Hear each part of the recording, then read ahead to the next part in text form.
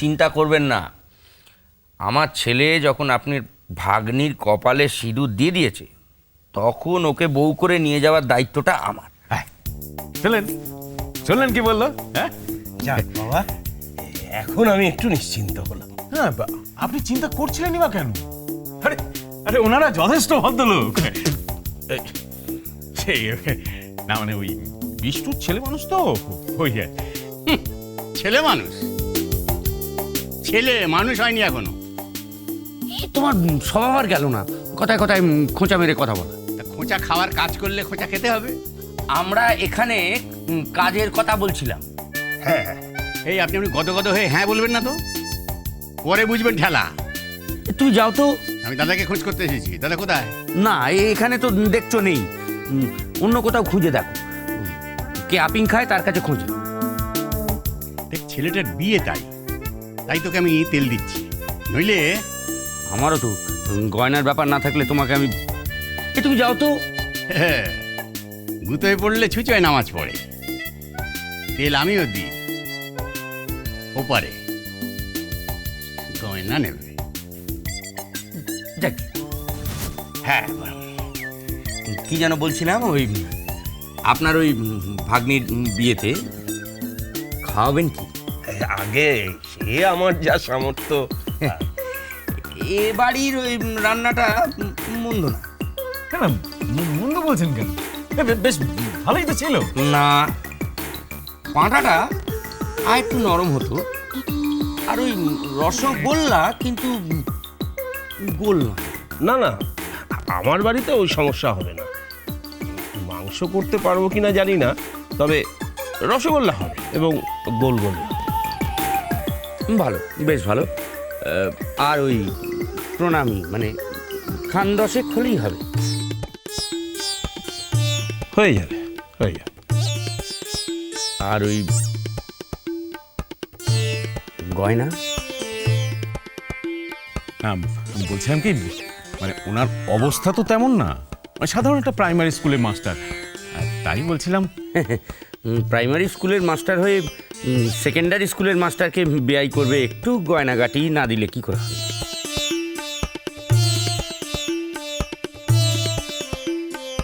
একটা কথা আমি বলে দিচ্ছি, সুধীর বাবুর বাড়ি যাচ্ছ যাও, ভাগ্নির বিয়ে দেবে তাও দাও, কিন্তু একটা পয়সাও তুমি খরচা করতে পারো। আরে তাই কখনো হয় নাকি? আমার ভাগ্নি বলে কথা, সামান্য কিছু হলেও তো। এই শোনো, তুমি এমন কিছু অসামান্য রোজগার করো না যে 2 মেয়ের জন্য রেখে অন্য একটা ভিখিরির জন্য খরচা করবে। ওই সামান্য কিছু বলতে শুধু আশীর্বাদ, বুঝে নাও কিন্তু। এর বেশি কিছু করলে আমি এমন কুরুক্ষেত্র বাঁধাবো যে, আরে বাবা, ওরা আমাদের দরজায় এসেছে, আমরা যাইনি, এটা মনে রেখো। ঠিক আছে, দেবো। বাহ, তাহলে আমিও দেব। মানে আমার ছেলের সঙ্গে আপনার ভাগ্নির বিয়েটা আমিও দিয়ে দিলাম, মানে পাকা কথা হয়ে গেল।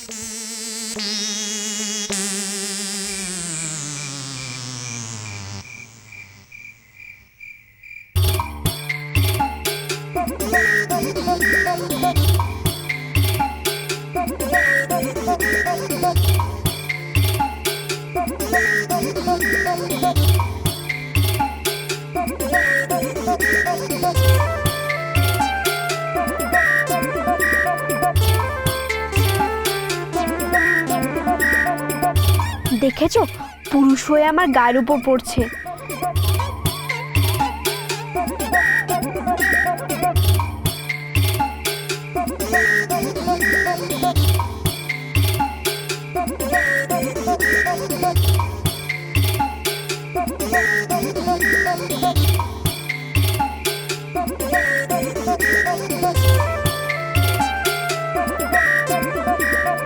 আরে, একজনকে সরাইতে আবার আরেকজন।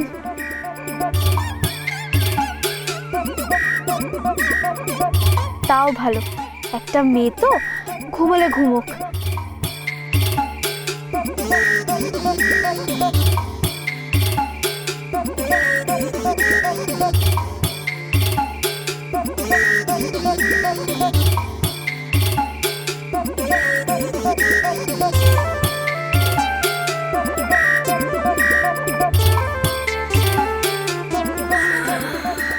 আগে আপনি বরের বাবা, আপনি না শুলে আমি কি করে শুই বলুন? হ্যাঁ, এবার একটু দরকার, না হলে আবার ও মনে থাকতে থাকতে বলে দেয়া ভালো। আমার ওই শাশুড়ির জন্য একখান ওই গরদের থান লাগবে। গরদের থান তো দূরস্থান, গামছাও জুটবে না। কেন, কি হয়েছে? কি আবার হবে? আপনার ছেলে বিষ্টু, যাকে ওই তালা মেরে এসছিলেন, আমাদের গ্রামের নেত্র এসে খবর দিল সে তো পালিয়েছে।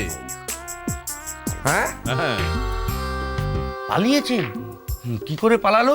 ওই তালাটা ভেঙে? আরে ধুর মশাই, কি করে পালালো সেটা যেন আপনি কি করবেন? পালালো, এটা হচ্ছে মোদ্দা কথা। এখন ভাবুন কি করবেন। কবিদেশ, তুই কি সর্বনাশ হলো বলতো? হ্যাঁ, আচ্ছা, জানা গেল কি করে যে বিষ্টু পালিয়েছে? কে ওকে প্রথম পালাতে দেখেছে? আর বিদেশ এই জন্য বলিস, দেখো ষড়যন্ত্র ফড়যন্ত্র পড়িস না তুই, যাতে কাজের কাজ কিছু হয় না। বাবা, ব্যাপারটা বোঝার চেষ্টা করো। যদি বুঝতেই না পারি যে বিষ্টু কি করে পালালো, তাহলে ওকে ধরে নিয়ে আসবো কি করে? তোর তুই এত লোভী, হ্যাঁ? তোর মাটার ঝোলের প্রতি এত লোভ, রসগোল্লার প্রতি এত লোভ। তো আমি তো বৃষ্টির বিয়েতে সব করতাম, তুই এখানে কেন ঘুরবি? বললি তো ওইদিকে পালিয়ে গেল। আমার লক্ষ্মীবার তাহলে কি হবে? কি আবার হবে? সে ছেলে হয়তো কলকাতায় পালিয়ে গেছে, ও বিয়ে দেওয়া হবে না, কিচ্ছু হবে না, আমি জানি। বাবা, কি তুমি এইভাবে কাটিয়ে যেতে পারো না। কাটাচ্ছি না? তুমি আমাকে বলেছিলে এই বিয়েতে যদি আমি রাজি থাকি, তাহলে তুমি এই গয়নাগুলো আমাকে দেবে। হ্যাঁ বলেছিলাম। আমি রাজি। ছেলে পালিয়েছে তো কি হয়েছে? গয়না দাও। তার মানে না, আমি একথা বলিনি তো। এই কথা ঘোরাবে না। আমি রাজি হয়েছি, হ্যাঁ। বিষ্টুকে নৌকো থেকে নামিয়েছি, তোমার হাতে তুলে দিয়েছি। এরপর আমার দায়িত্ব শেষ। তোমরা যদি নিজেদের দায়িত্ব পালন করতে না পারো, আমি কি করব? দোষ করবে তোমার বন্ধুর বাড়ির লোক, আর ক্ষতি হবে আমার। তুই বিশ্বকে তো আটকাতে পারলি না, তুই তালা দিয়ে এসেছিলি, সে তালা ভেঙে চলে গেল, দোষটা কার? মানে আপনি তখন ছিলেনই না, আপনি এই কথা বলছেন কি করে? দূরদর্শিতা থেকে আমি দূর থেকে বেশ দেখতে পাচ্ছি যে ওই বাড়ির লোক বিষ্টুকে ঠিকমতো পাহারা দেয়। ক্ষতি তো হলো আমার ভাগ্নিটা সর্বনাশ হয়ে গেল, আর আপনি গয়না নিয়ে পড়লেন। বললাম কোথায়, নিচ্ছি তো, মানে নেবো বাবার কাছ থেকে। আমি তোকে দেবো না, শোন বিদেশ, আমি এখনো বলছি যে ওই বিষ্টুর সাথে অলক্ষীর বিয়ে দিবি, দিয়ে বাড়ি যাবি, তবে আমি গয়না দেবো, তার আগে দেবো না। দাদাটা কোথায় গেল? একটু আলোচনা করবো। দাঁড়াও বাবা, তুমি বলছো তো হ্যাঁ আমি যদি বিষ্টু আর অলক্ষীর বিয়েটা দিই, হ্যাঁ। তাহলে তুমি গয়নাগুলো আমাকে দেবে? হ্যাঁ, আমি আগে বলেছি, এখনো বলছি, আমার এক কথা। বেশ, তাহলে আমিও যে কোনো প্রকারে হোক বিষ্টু আর অলক্ষীর বিয়ে দিয়ে তবে ওই বাড়িতে ফেরত নিয়ে যাও। আমি কোথায়? বিষ্টুকে পাবি কোথায় তুই? কি? এখানেই তো শরদিন্দু কাজে লাগবে।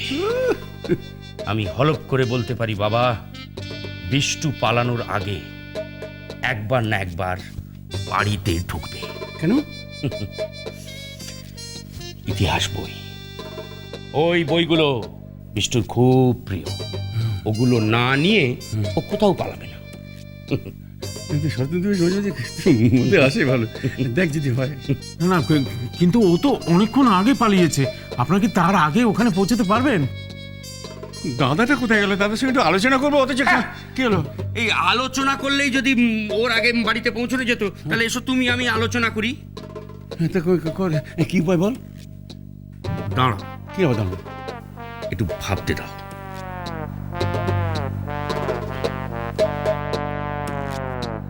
বিদেশ, তুই এভাবে ভাববি কেলা পথে হয়ে যাবে, তুই তো তার আগে বুঝে যাবে।